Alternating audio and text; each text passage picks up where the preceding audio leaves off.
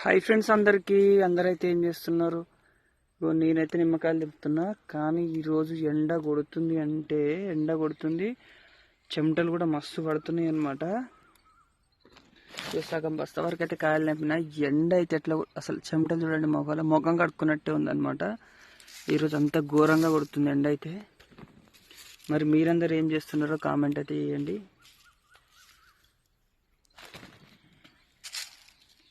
రోజు కాయలు నింపుతున్నాం కానీ వీడియోలు అయితే తీయబుద్ధి అవుతుంది నాకు ఈ మధ్యన.